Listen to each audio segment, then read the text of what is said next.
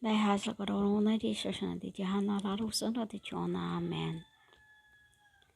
When I say I'm a Nigh, doesn't mean literally a Nigh.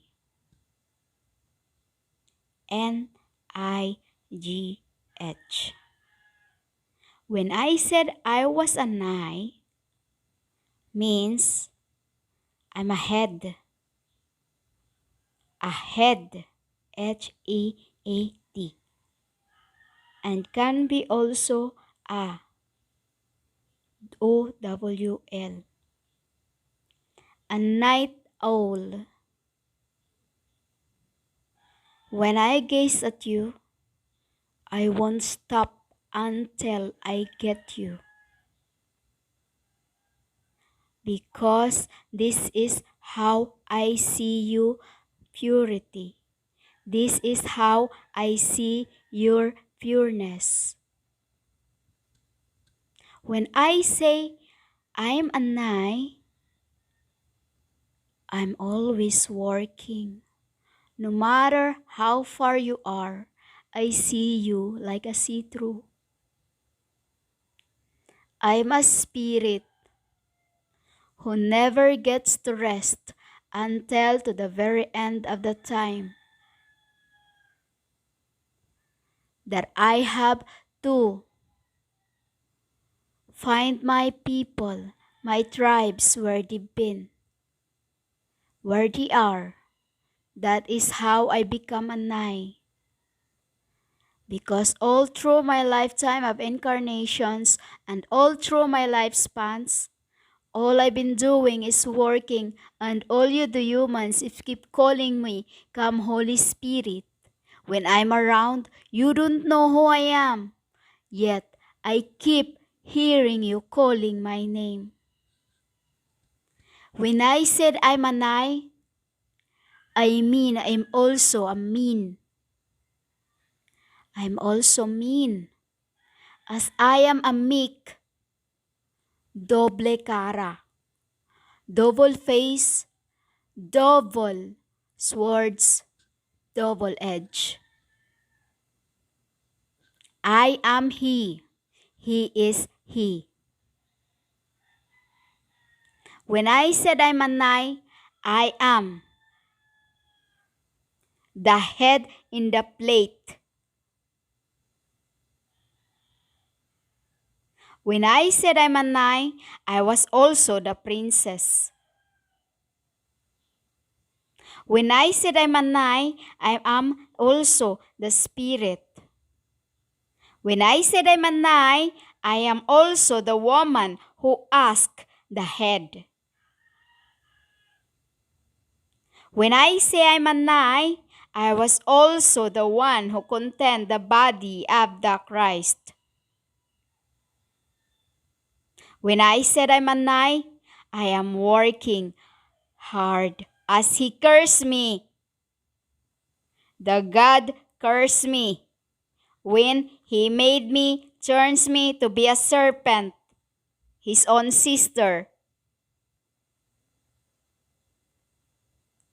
I've been working since then to put all the branches together, the tribes, how they were in spirit, as I'm the only one know who is the branches, who is the roots. And all you think, human, it's easy to the doorway of my salvation? When you haven't done any work, you think it's easy to the doorway of salvation to get into my vessel, to get into Father's boat. Because it is Father, it is He who is lead. And you think because you taught the word, actually it's not the word of the Father you have been teaching. It is the word of the Diablo that you've been teaching humans. Because that is not how we talk. That is not what is the truth. It is not the book that I have asked from the Aya when my spirit was all over the creations, being contended by humanity because of you humans that the Aya could not be content. So he sent me different spirits, different lifespans, different times, different race, all over creations. I don't literally contend thy body. You are just like a dust to me. A word.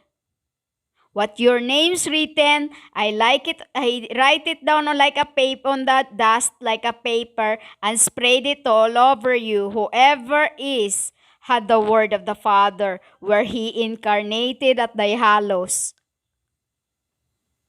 Hallows is where your branches. Hallows is your beings.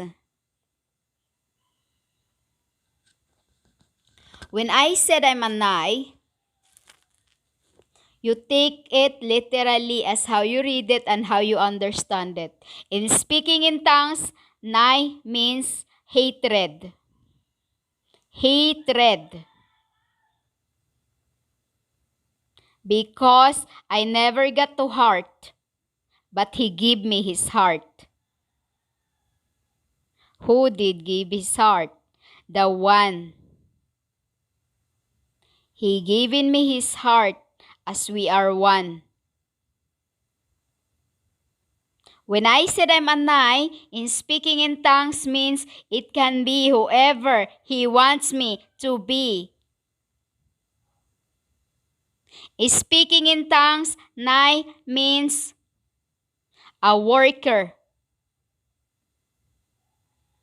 who can gaze at you more than you can expect. I am their eye, the eye that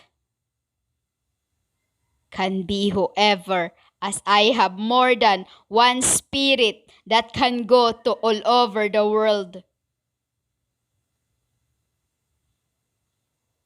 And many women, male. Actually, they are male. In spirit, those claiming to be my bride, they are male in spirit. That's what you do not understand, humans. That God is wise. You think my brother will come here and just pick up flowers? Really? You do not even understand who is Lord, who is God? What is God? What is Lord? What is Father? You think is one. Salahura. Sandarala. You have no idea, humans. Father is Aya is I am them. You never get to understand that. Father is Aya is I am them. What's that mean? Eyes. I am their eyes. I am an eyes.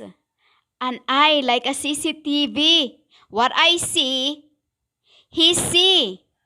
Aya sees it. And he send it.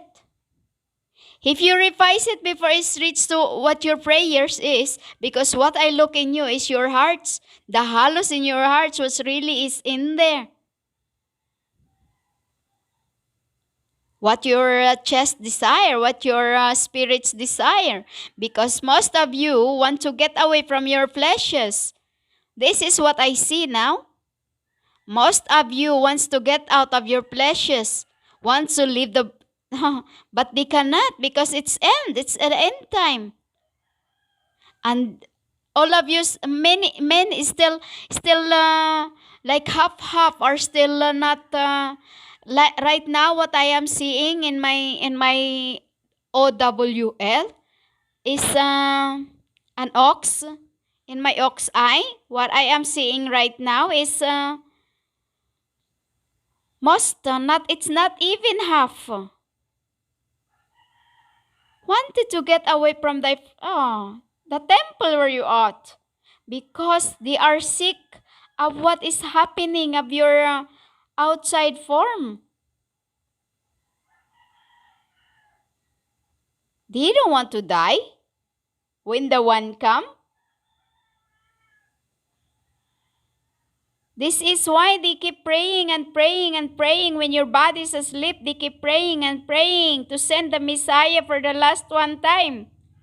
Who is the Messiah you've been expecting? The Jesus? I am He. You think you've been expecting a man that will show up on the cloud and just carry you all over. That's not going to.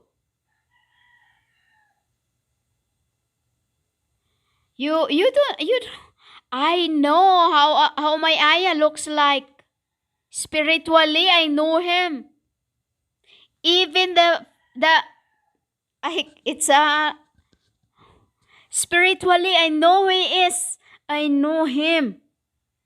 But you think you know? Women. Why I call you women? Even when I was Jesus, I call you women. Because you are made from the ribs. Women. He calls women. It was He. The Adam. It was He.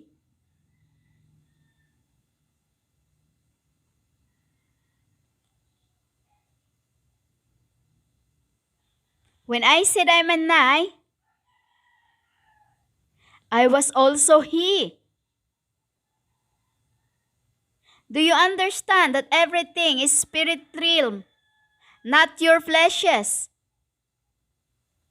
Everything around is being foretold by spirit, not you, humans. You are not real. What's inside you is the real of who you really are, deep within. Keep peeling that skins that been going on in your body that is been for many incarnation you've been into that you need to peel off. Need to skin off. Because you won't see the kingdom of heaven unless you die. Unless you die and you have paid enough. Unless you die. That's all I'm going to say now. You won't see the kingdom of heaven if you don't become children, because when one leaves the body, it becomes child. When I said I'm a Nigh, I like to fly and sit on the top of my mountains alone. Apostatic. That's what it means of apostatic in speaking in tongues. I want to sit on the top of my mountains alone, right on the pointer. When I said I'm a Nigh, I can go wherever I want, whenever they want me to fulfill a mission.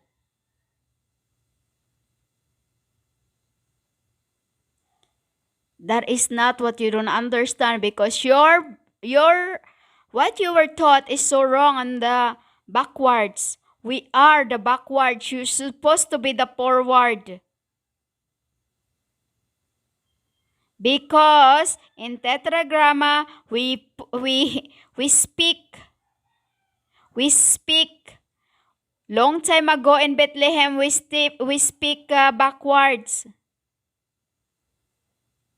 And then your theologian did the same. Translate the word the same. It becomes a curse. And curse for you. Why curse? Because through that, you've been teaching the word of the God when it wasn't His word. It becomes their word. Those who change the word of the Father because they repeat it.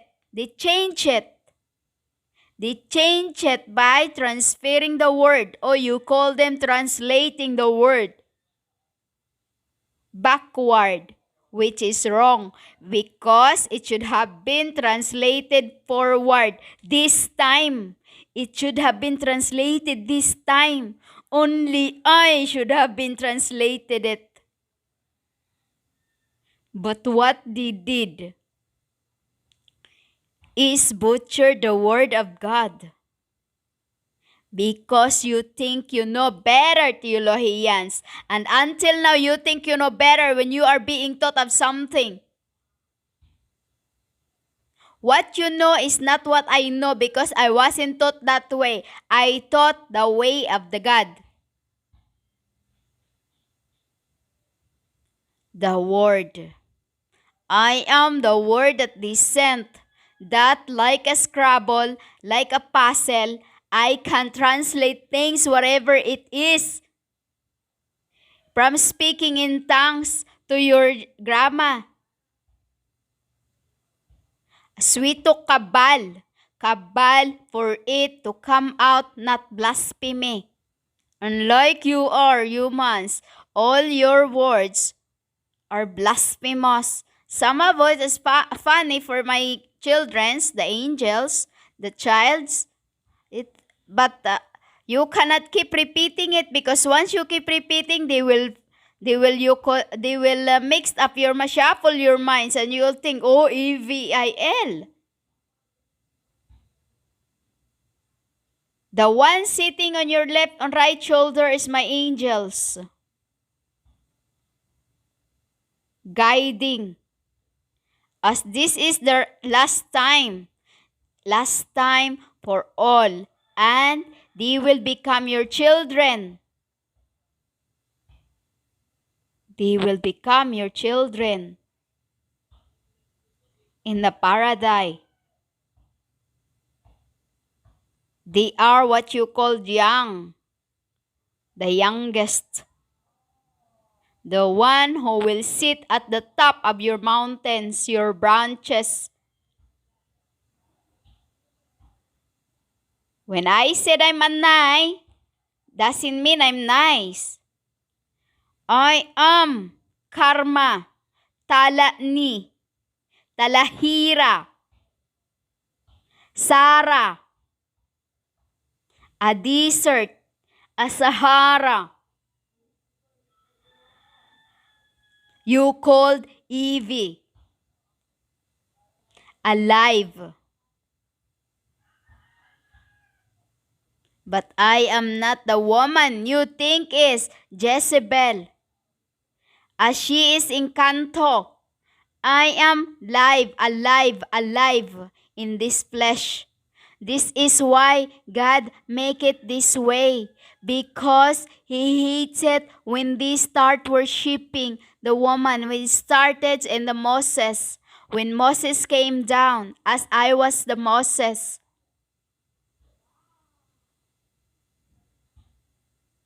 When I came down, I saw those people making gold for their own sacrifice. And we saw what they gonna do at the end, worship the living, which is Aya took the body and encanted it. Encanto. Restless in the flesh. That is why He said, until to the very end, you are not repenting, Babylonians, as you are. You have learned and been taught by the so-called deep secret of that woman, the Encanto. Revelation 2:24. Look, it says,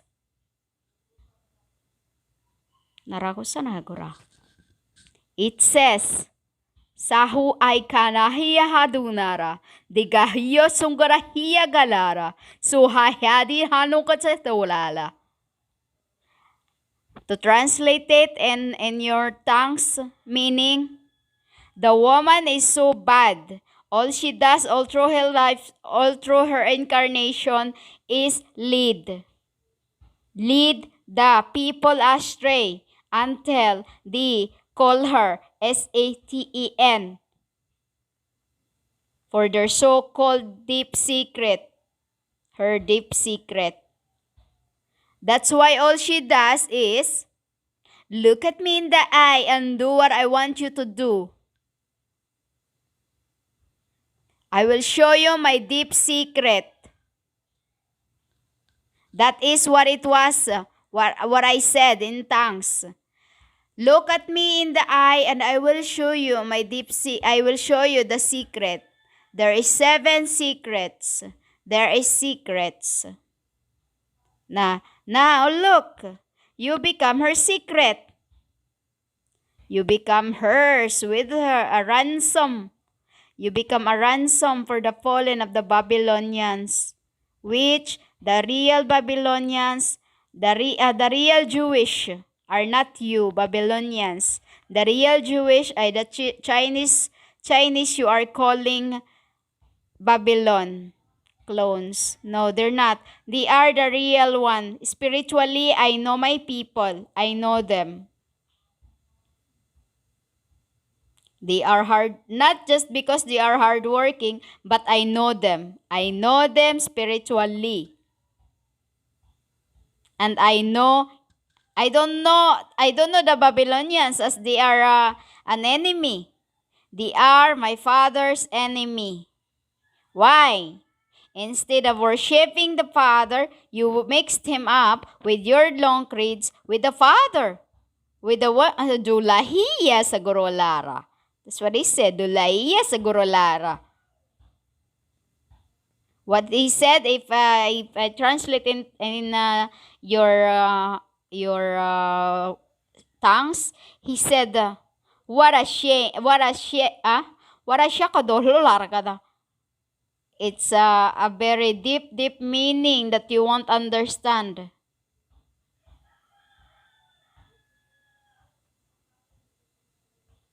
It's like you are not ashamed of what you're doing, humans, to him who leads you and mixed him up with the live. He's made the kusang gurara. He said it's that's it for now. Naruksa na huda hiya sa susyo na get. Alahliya ragunana ni handa. Amen.